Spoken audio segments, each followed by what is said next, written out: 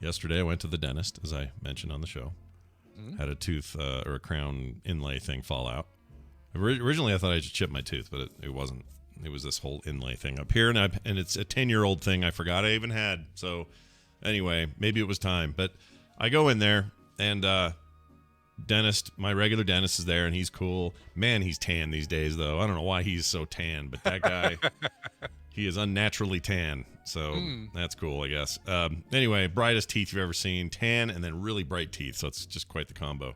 But he's a really nice guy. We've gone to him for like 15 years. Kind of like Howard on Better Call Saul. Yeah. Super tan, bright white teeth. Yes, that's a good way of putting it. It's very Howard-like. Yeah. Even tanner, though, than Howard.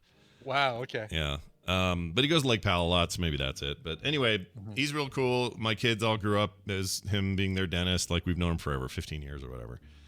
And so we get all laid back, and he's like, looks like we got, okay. Oh, no, this is good. Looks like this fits perfectly. You didn't break anything. It just came out, and that just means we got to do a new bond, and no problem. In fact, I don't even think I need to numb you and tell me if this hurts. And he takes the air and goes in the zone where the thing's missing. Nothing, right. No pain, no sensitivity, good. Nothing. It was fine. Good. That's usually like the part where I come unglued and fly out of the chair. Exactly. The cold air. Yeah, and if it had been my lower teeth, I think it would have killed me, because for some reason all my nerves are down here. Up top, you can do anything up there, and it's not a problem. So, so he starts doing his thing. He's got to kind of clean out the area and get it ready to put the new thing on. And he's got that weird microwave gun that has the purple light in there and all that stuff. So he's doing all that, and at one point it's taking forever, and I can't see why. And he's holding my mouth open. He's got a big stopper on this side to hold it open. Plus he's like with his other hand, his pinky's like pulling my tongue one direction so that I'm not touching the area. He wants it to stay nice and dry and ready for the bond and all that. I get that, right? I can kind of imagine that. But the girl next to me is like working away on something, and I can't see her out of the corner of my eye. And he starts to seem a little impatient, like he's looking at her, looking at my mouth, looking at her, looking at my mouth. Like, are you done with whatever you're doing there yet? Yeah. Like it looked like there was something going on, or something was harder than it was supposed to be. And then I hear this. Here, let me see if I can make a sound. I hear this sound. Hold on. I hear what sounds like this. I hear. Okay, that's what I heard. Okay. All right. And I went, like that. I made kind of a noise. And he goes, yeah, you'll probably use a different one of those. Don't do something like this, some kind of whispery dental bullshit he's saying to her. Right. Yeah. Pardon my French. And so they do that. And what I find out later, because she had to like move her chair, get up, I can kind of sense that she bent over and all this stuff. What had happened is my tooth. Okay, so this is hard to explain, but you know those rubber hands that you used to buy when you were younger, and you'd throw it on the wall and it would stick and roll. It would roll like down a wacky wall walker kind of thing. Yes, remember those? Sure. Yeah. Well, apparently dentists have a tool that looks like a little curved tool on this end, but on the very tip is a goopy little ball that does like that. It's like an adhesive. Okay, gotcha. And what you're supposed to do when you have like a weird upper tooth thing like this is you take it, you tap it onto the surface of this crown, and then it holds, and it's very delicate. So you get up in there, and it's like perfectly able to position it right where it's supposed to go. Gotcha. Well, I guess instead of having to have a whole finger, thing going. Yeah. So I guess what happened here is he got a batch of these that did not retain their adhesive qualities, and she dropped my damn tooth on the floor.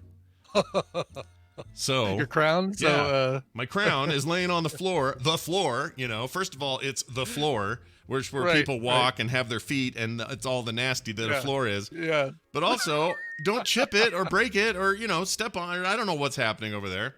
Anyway, that's what was taking her so long, is she had to pick it up and then just scrub the hell out of it and like totally decontaminate it from the freaking floor drop. So what gross got out the most? I mean, it's basically like you just licked the carpet in the dentist's office. Kinda, yeah. Except in this particular office, all of his rooms are hard floors because they wheel around on them.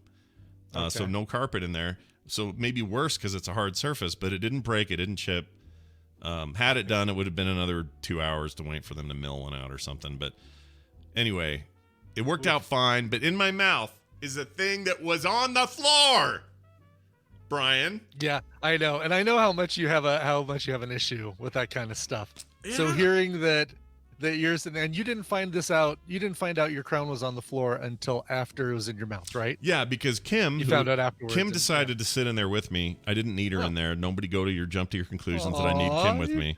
She just was like, Get Kim in the room with you. Did you get a lollipop at the end? She was just like, I don't have anything else to do, so I'm just gonna go in there. And I said, okay, fine. And they didn't care either. And she's just sitting over there in a little pink mask and looking. And when we were done, she goes, "Did you see what happened?" And I go, "What?" She goes, "They totally dropped her tooth and then they put it back in your mouth." She's like, tells me the story about what happened to the tooth because I didn't see it. I only heard it. She should know better than to tell you that. Although I guess it's a double-edged sword, right? It's great. It's great for what we're doing here. It's great for TMS to tell you that story. Everything's show content. But is the 5 minutes of entertainment for the audience worth the hours, maybe days of anxiety of like, God, this thing, if I get sick, it's because of that damn crown that fell on the floor and they put it in my mouth. They just didn't clean it up enough. And it's a reasonable question. But is it worth telling me or not? Does the 5-second rule apply to crowns? It's a great question, and I fully 100% believe that that's why it took her so long, because they were going to make 100% sure this thing was never cleaner than it was when they were done with it. I get it. Yeah. So it's, and I've got, like I said, gone to them for 15 years. Trust them. They've been great with us. I've always been fair, great, blah, blah, great. No problem with these guys. But man, don't drop my tooth, man. That's weird. And it's not her fault because the thing wasn't working. Like, it was a defective thing, or else the it would wacky have wall been walker fine. wasn't walking on the wall. Right. He Had no says, stick. and that's how he explained it to me, because I think he thought I just knew that it fell, but I didn't know. But he's explaining why the wacky wall walker. He goes, you throw those on the wall and they kind of stop working after a while because they get dusty and dirty and stuff. Yeah. And I go, yeah. And he goes, it's like these are like that coming out of the box. So we're going to get a new one of these. And he's explaining it to me. And I didn't know what any of that meant until like now I put it all together after Kim told me. Well, it was less that he thought you might have seen it. He pretty much knew that Kim was going to tell you as soon as you guys